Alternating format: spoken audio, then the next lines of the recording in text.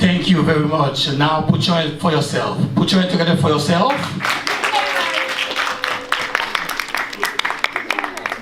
And put your hand together for God. Put your hand together for God.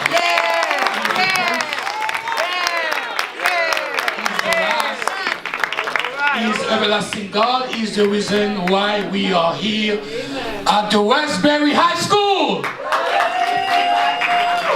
Today we are happy to be here in Westbury High School to launch a very special program in which every month we'll have a sit down with a very important person, with a very successful person. This program is designed to guide you, to direct you, to make better decisions, to make better choices in your life about your education. This program is designed, hosted, and sponsored by a very powerful organization called Espoir. Please put your hand together for Espoir. A very strong organization. This organization cares about children. This organization cares about education. These organizations already sponsor many kids to go to college. They give scholarship to many students. Please, once again, put your hand together for Espoir. And we are the reason, they are the reason why we are here. And today we have a very successful man. He is a father. He is a lawyer. He is an elected official. He is a lawmaker. And he is somebody who stands up against discrimination, against human rights violation, and he stands for education, he stands for social rights, he stands for the people to have a better life in the life.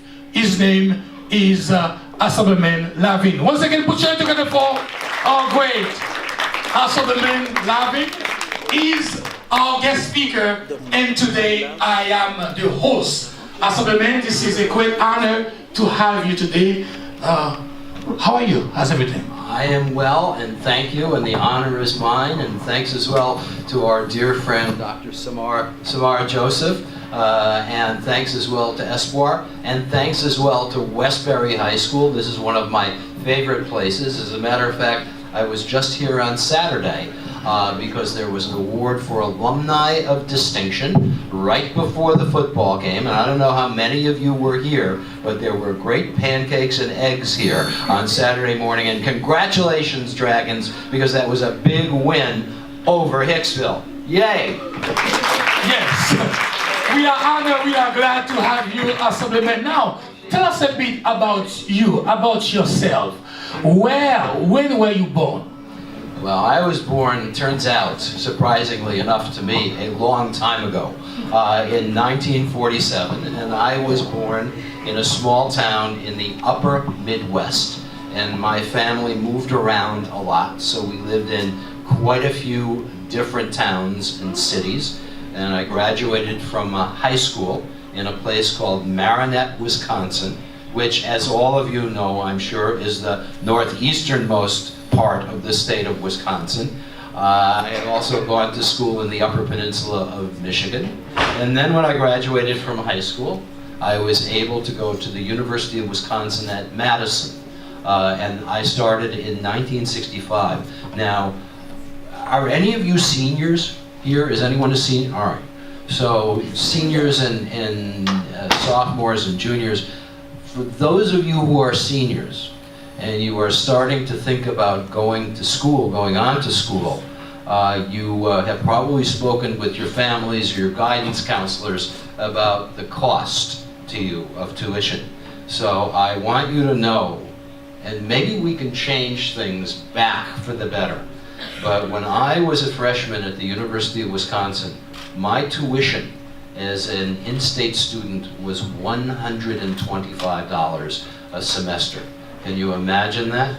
And it was at the University of Wisconsin that in Madison, where I met my wife, Ronnie. We've been married for almost 50 years. She was from New York. She was from Long Island. And her tuition as an out-of-state student was $525. a semester. So you can imagine the difference now, because you know what college costs these days.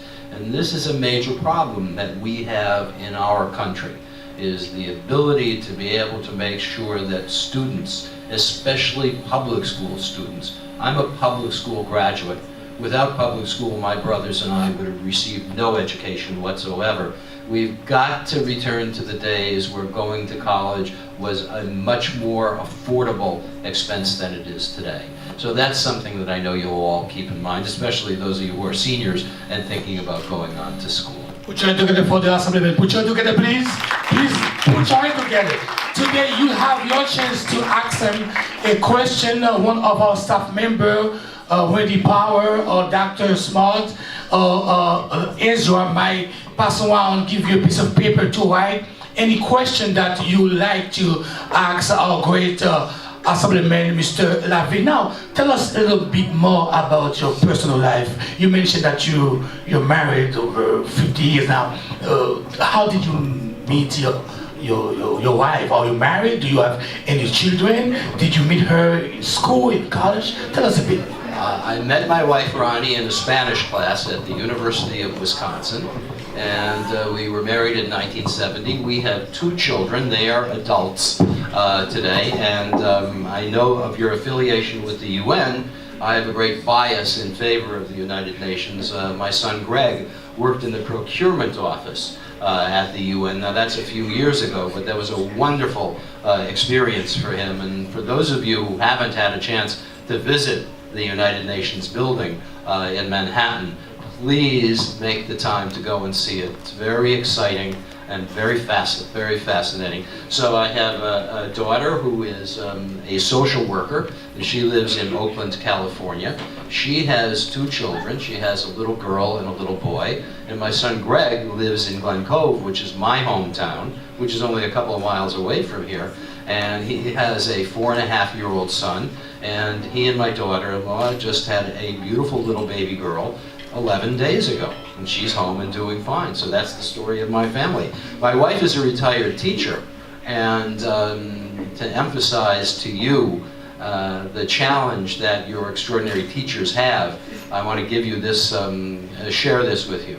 When my wife is retired now for 10 years, she taught special education in Glen Cove, and then originally taught in the South Bronx. So she would get up at 5:15 in the morning, every morning, so that she could take care of grading homework, doing lesson plans, and preparing for the day ahead. I would get up at 5:15 in the morning just to bring her coffee. So, 10 years later, my wife doesn't have to get up at 5:15 in the morning anymore. She can sleep to whatever time she wants. I, however, still get up at 5:15 in the morning, trained to do that. Is that fair? I ask you, is that fair? The answer, students, is no. Thanks. Nobody seemed to really be that moved by my poor experience here as being the husband of a teacher. It's just a little sign of how hard your teachers work and how lucky you are and how lucky we all are to have such wonderful and talented teachers. For them, it's a labor of love. Thank you, Assemblyman. Please, once again, put your hand together for him.